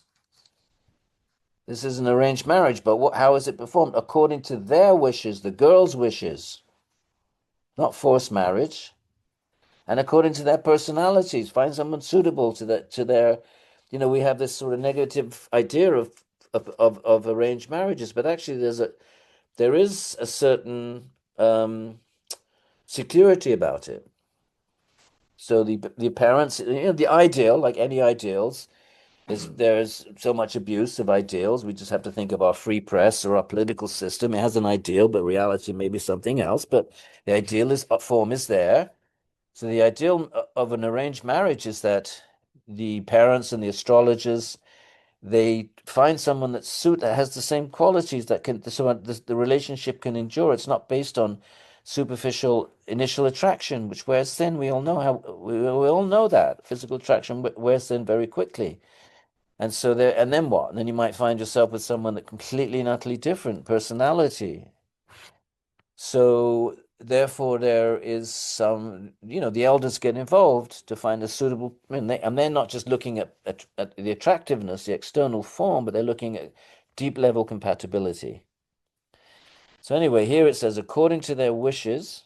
So it sounds so. It not just sounds like, but it means that the girls had a choice. It was their wishes, it wasn't forced upon them, and their personalities. So each of them would have different karma from past lives. They're going to have different personalities, even though they're twins or whatever the novelettes, right? If there's 9 of them, wouldn't they be novelettes? Right? They have quadruplets and quintlets, and I don't think anyone's had. Well, there was one woman, wasn't there, in California who had she took some kind of drug or something, and she had God knows how many kids. There was someone who broke the record. Anyway, according to their wishes, I think it's important just to stress that for a little moment. According to their wishes and personalities, because obviously arranged marriages can become mercantile, they can become abusive, they can become about generating income, they can be about political liaisons. There's lots of other reasons for arranged marriages, but here it's according to their wishes and personalities. That would be the ideal. Hodent sage, I know that the original person, Adipurusha, Vishnu, he's the original, right? God is the original person, has incarnated by his own power and assumed a body. Here he is, Kapila, the founder of Sankhya, a treasure trove for all beings. And he's kind of golden. He has golden hair, lotus eyes, lotus feet marked with a lotus. By means of yoga, right? Wisdom and knowledge. So he's going to be the teacher of Sankhya. So the next class will be about Sankhya philosophy. By means of yoga, wisdom and knowledge, these are all Sankhya yoga terms, he will pull out the roots of action performed in ignorance. He's going to destroy, that's bondage. When we perform action in ignorance, what happens? We make a reaction. We have to receive the reaction, and that's how we come back, and that's what samsara is. So he's going to pull out those roots, which is ignorance. Ignorance means I don't realize I'm Atman. I think I'm body mind. So when we're in ignorance, we think we will find happiness through body mind. We act through body mind, and we generate reaction. So but he's pulling out the roots means he's going to teach that you're not the body mind, you're Atman. That's what Jnana Yoga is. And that's ultimately what Sankhya Yoga is. The teachings that we're not this. Sankhya, is interested in what matter is. Why is it interested in what matter is? Because it's really interested in what the Purusha is not. You say, oh, I'm a Purusha, I'm a Purusha. What does that mean? I'm a Purusha. I'm a consciousness. Well, what does that mean? Well, one thing is to say, well, you're Satchidananda, you're Sat, you're eternal, you're Chit. Okay, there's not much you can say. What can you say? Sat Chit. Well, then what do you say? You can't say anything else. Oh, Ananda, all right, Vedanta, throw in some Ananda.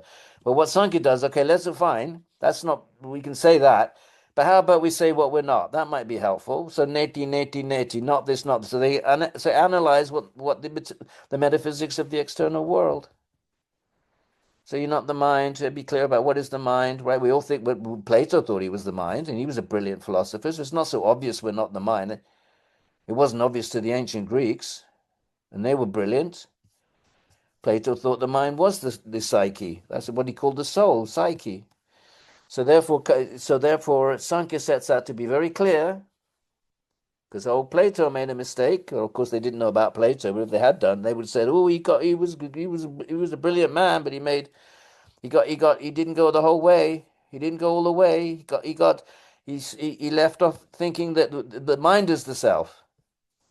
What's the first thing that Patanjali says? Get rid of the mind. Just get rid of it. Chittavritti Nirodha. Stop it. Well, Plato would have said, how can you stop it? That's who you are. Well, the Sankhya would have said, no, you're not. Sit and Nirodha it, Mr. Plato. You should have. You didn't have. You didn't have You didn't have a teacher in meditation. With all your great Greek philosophers, they didn't go the whole way. So therefore, Sankhya wants to be very clear about this. What is it that we're not? So we can't say very much about what we are. We can say a great deal about what we're not, and that's helpful. So this Kapila, he has golden hair, lotus eyes, and lotus feet. All this lotus means he's beautiful, right? When this lotus is within these descriptors, it means you're handsome or beautiful. By means of yoga, wisdom, and knowledge, okay? He's going to be different from other avatars. Like, what does Rama do? Rama doesn't really impart yoga, wisdom, and knowledge. He kills Ravana, who's terrorizing the universe, and he teaches us dharma. But this is going to be this is Kapila associated with Sankhya. He will pull out the roots of action performed in ignorance. He, Vishnu, the destroyer of the demon Ketaba in a previous incarnation, has entered your womb, O Devahuti, daughter of Manu. After cutting your knot of doubt and illusion, he'll give you Atmagyana, knowledge of the self. Then he'll wander over the earth, and he'll be wander and teach the rest of us. This son will be known in the world as Kapila, and will be highly esteemed by the great teachers of the Sankhya knowledge system. Remember, last class we did the first yogi. So because most of you are yogis and you're involved in the yoga world, then we're going to be picking stories that are connected to yoga, so you all can have a better sense of like I've told you many times. Nobody reads the Yoga Sutras in India. Only a few scholastic Brahmins in the past read it. So where do Hindus get their yoga philosophy from? These stories. So in these stories, then Kapila is the founder of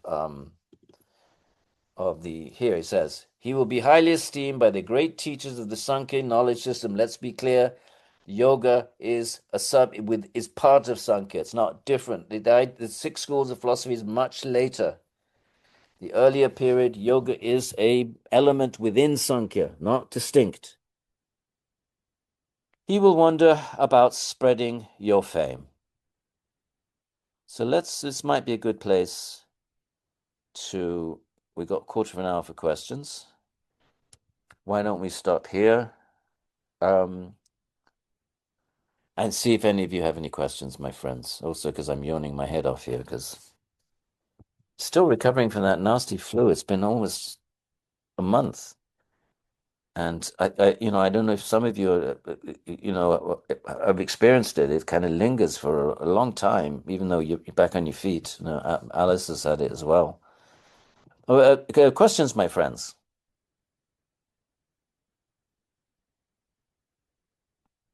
I know this is a frame story. It's a bit unusual one, but I thought you might have fun, and I wanted to have at least get a lady into the narrative. It's so male oriented, these texts, because they're transmitted by male Brahmins, and the males are the Brahmins are the teachers, and there's so much male stuff. Thought it might be nice to have a female, although of course she's still the recipient of the knowledge. She's not the teacher, so we're still, she's still in this sort of, from our point of view, receptive. Uh, she's in a place of she's not delivering the knowledge; she's receiving it. So there's still a power imbalance. I know, of course, we can apply those kind of feminist lenses, but let's just enter into this ancient world without bringing all that stuff with us. Because what we want jnana and we want bhakti. If we start getting sidetracked by social issues, well, that's fine. Then you can write a nice PhD on that and apply a Marxist lens, and fine. That's what you do in academia. You contextualize everything, but that's not what we're doing. We're at least myself and the way I'll be teaching is we're interested in jnana and bhakti. And we keep an eye on the social context. It's not that we're oblivious to it. We can point out, well, feminists would say this and that, and there's nothing wrong with that.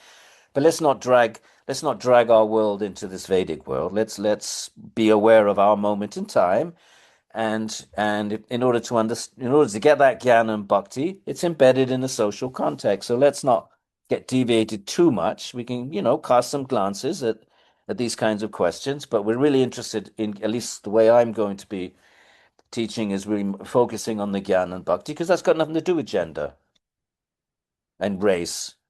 That's why we want to go there. We want to go to the Atman. We want to go to the place which is beyond all of this cultural moment, cultural context. But nonetheless, the teachings are embedded in this Puranic context, which is this kind of high nobility, kings, male oriented. Fine, let's be aware of it and move on. And we're looking for gold. So let's not get sidetracked by the mine and the mountain and all of that. We're looking for gold. Let's go for the gold and be aware, but not get too deviant. Unless you want to be Marxist about it, well, fine. Then it's all just the religion of the opiate of the people. The whole thing is a construct of those who control the modes of production. Sure, but we're not Marxist.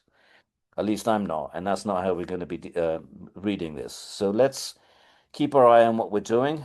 We're looking for jnana, and we're looking for bhakti, and along the way, we'll cast some eyes at gender issues and social issues without getting totally sidetracked. But if you're looking for a PhD dissertation, you got quite a few right here. Where's the labor force? Where are the Sudras? Where's 99% of the population? Where's their voice?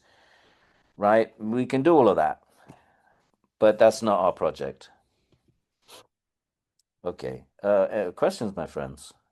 Question, Yes. Edwin, Yes. Professor. Yes, sir. Yes, You- ma'am. You said you have to die alone. Yeah. Don't you? Is that our moment? Is that the true moment? And Yeah. how does, I mean, in the modern context, Yeah. not particularly available, but or recommended, I guess. But I from there, no attachment. Otherwise, we can't move on. Yeah. And it's best for our spiritual well-being. Yeah. We're born alone, are we? We die alone, do we? Can you say more about these? Well, why do you question that? When you're born, right? You the Atman, we the Atman. We're born and we enter a particular womb. Why that particular womb? Well, the yoga philosophy would say it's because of karma. So you enter alone into a particular womb, or at that moment you're with your mother, fine. But when you enter into that womb, you're alone. And then you're born into a particular family. It's all karmic. You have a particular body. That's your karma. You're in a social environment. That's your karma. Your culture, your country, your nation state, all of that. And you go through all of that karmically. And while you're going through it all, you're creating fresh karma. And at the very, very end, they might be surrounded by family and mourning relatives and the rest of it, but you're alone on that deathbed. It's you that's leaving the body. They're not going with you. They're sitting there. They're sitting around the bed. The minute you've gone, 10 minutes later, they're bickering about who's going to inherit what. So, but you're still, so that's the alone part of it, and you're taking your karma with you, and your beloved is not going with you. It's not that you're going to reunite in the yoga. Christians might say that you go to heaven and everybody welcomes you, but that's not what the yoga philosophy says. And even if you met your beloved in the next life, you would never recognize it as your beloved. There might be a spark of familiarity, it might be a bond, there might be this sense of comfort or whatever, but you would never know that was a beloved in a past life. So you go alone. Better to die alone, because you're going to die alone anyway. Better, why not prepare for that? Why hang on till the bitter end to something that's going to get torn away from you anyway? There's a logic to saying it's going to get torn away anyway.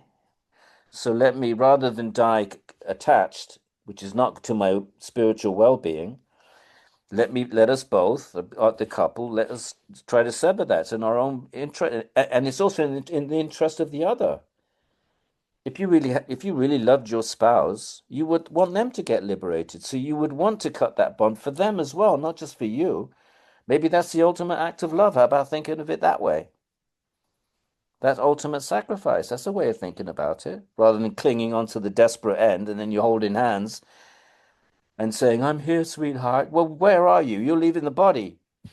He's going to be holding a cold hand sooner or later. So what's the point of that? If you think it through, maybe it's an act of, you both, if you're cultivating wisdom together, you arrive at these kinds of conclusions. Thank you, Jen. And in the past, you've said that if one takes one's own life, there's still the karmic. Yeah, you don't want to do that. There's still the needs or the unfinished. Yeah, because that's in the subtle body. If you take your own life, you're suffering so much. There must be a reason, right? Let's say typically it's going to be you're unhappy. Why would you take your own life unless you're suffering? That suffering, it may manifest through the gross body, but it's in the mind, and the karma is in the mind. That's causing that. That's triggering that suffering. That karma is a pocket of karma that translates to 10 years of suffering. Well, after 5 years, it's intolerable. So you kill yourself. You've got 5 years left. So you have to come back and do the 5 years. What have you gained? You've gained nothing. So you have to ride out karma. Suicide is not smart. It doesn't solve anything. We got to burn out our karma and try to create, good karma. Or of course, if you're a yogi, trying to become free of all karma, but not smart. By killing yourself, you do not eliminate that which is due to you. So not a good idea. Don't do it, Jennifer. Don't do it.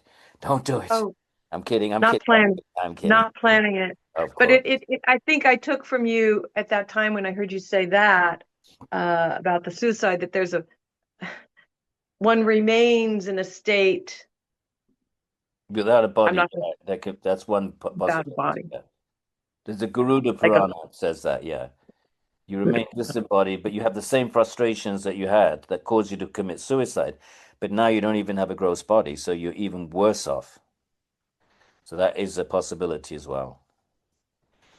Thank you so much. hope you get that. Yeah. I hope you get that monkey you want. Oh, I want to, but you go look in Krishna's realm. The monkeys, the bodies are not made of matter; they're made of Satchidananda Brahman.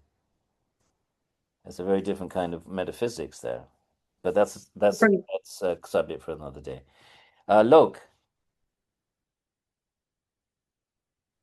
Hi, Dr. Bryant. Hi there. Hi, good morning from Vancouver here. Oh, good morning. Yes.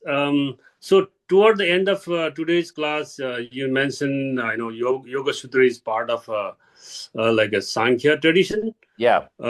While the Sankhya claims to be atheist or at least non-theistic, right? Not all. No, there were two schools. There was Sa Ishvara and Nirishvara. So there was non-theistic, which is Vedanta opposes in the Vedanta Sutra. When it opposes Sankhya, that's Nirishvara. But there's Sa Ishvara. We're going to read Sa Ishvara now in the Puranas, are all Sa Ishvara. They're theistic Sankhya. So there's a mistake made in earlier academic scholarship that they said all Sankhya is atheistic because the Sankhya Karika doesn't mention Ishvara. So then they said, okay, Sankhya is atheistic, but that's premature. There is an atheistic expression, but the vast majority, the vast bulk of Sankhya is is Ishvaravadin. The Gita is Sankhya. The Gita is Sankhya. It's got 3 chapters on the gunas, and that's clearly Ishvara. The Gita itself is a Sankhya, has Sankhya philosophy, except Sankhya philosophy. You could call it a Sankhya text. You could call it a Vedanta text. You could also call it a Sankhya text. So that it wasn't. It's not that all Sankhya is non-theistic. The Shvetashvatara Upanishad is Sankhya, and that's theistic. So it was a bit of a hasty, declaration in early Indology that Sankhya is atheistic because of the Sankhya Karika. So that's only one expression of Sankhya. But we see even in Yoga Sutra, the Patanjali, we see the Ishvara Pranidhana there. Yeah. So that would be Sa Ishvara. Shaishvara. Sa with Ishvara. Sa plus Ishvara, Seshvara. Yeah. Thank you, Lord. Yeah. Thank you very much. You're very welcome. Eleanor. Hi, Edwin. Hi.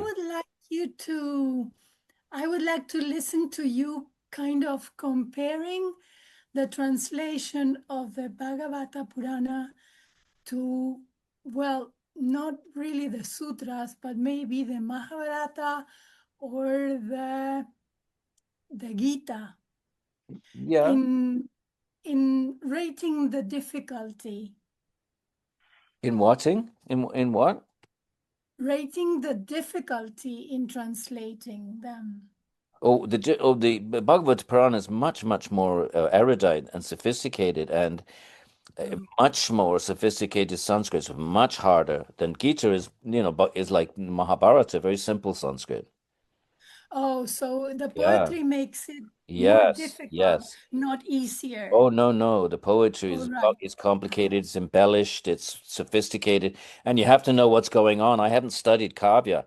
I'm not even pointing out what's going on because I don't have that training. I hope to have it one day.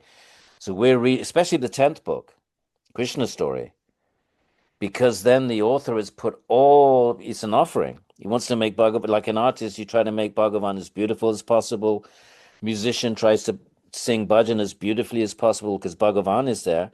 So a writer is trying to make the writing within which Bhagavan is manifesting as exquisitely poetic and as best possible under the highest poetic conventions as possible. You have to be trained to recognize that. All right. Yeah, you need a guide that can point out, look at the full moon. What does it mean? What is the night lotus? What are the associations? What's being conveyed by the imagery, by the setting, by the background? Why this bird is chanting at this time? Why this other bird? All of this is significant. It's not just random description of nature. It's all imparting theological messages. And what happens with the other Puranas? They've just prose, nothing compared, absolutely no comparison at all. Okay. No comparison. You can't compare it. I've told you this. I've mentioned this before, but the Bhagavatam has over 100 commentaries. That's how sophisticated. 2 or nothing. So there's no need for it. It's just straightforward. Vishnu Purana is just simple classical Sanskrit. Right. So that's hopefully something that in this life, I would. If there's something I have left to study, it would be that. I mean, there's a lot I have left to study, but I'd really like to engage the Kavya element. But you need a good guide for that, or you need. I mean, you'd have to get the right books, and it's a whole field of study. It's like Vedanta. It's a whole field unto itself. It's called Kavya. And and there's one Bhakta wrote a PhD dissertation how Bhagavatam is different from everything because he sees it as a merger of Vedanta and Kavya.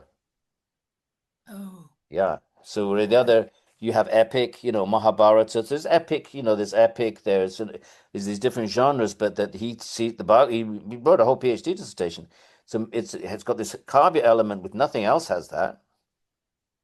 All right. And because it's Bhagavan, the Bhagavata is giving you Bhagavan, so it's got to be exquisite on all levels. If you're going to do a kirtan, for example, if you're an Indian, you train for years and years and years, then you can do a kirtan to worship Bhagavan in the best possible, sonic way. And an artist is doing the same thing, training, so you can depict Bhagavan in the most exquisite way. And you're a dancer, you're training your whole life so that you can do the Krishna Leelas in the most wonderful. It's all you're offering of bhakti. So if you're an author, you're doing the same thing. You're writing, you're bringing in all the poetic conventions so that when you present Bhagavan, he's presented in this beautiful literary lotus full of poetic embellishments and richness and just sophistication. So, but you need to be able to recognize it, which I'm not. Okay. Yes. Any more questions, my friends? Thank you. Any more questions? Otherwise, we've did our 2 hours and we know how we end. How do we end? Jai Sri Sri Radhe Radhe Radhe Radhe Radhe Shyam. Have a great rest of the season, everybody. I'm going to stop recording and just quickly check the chats.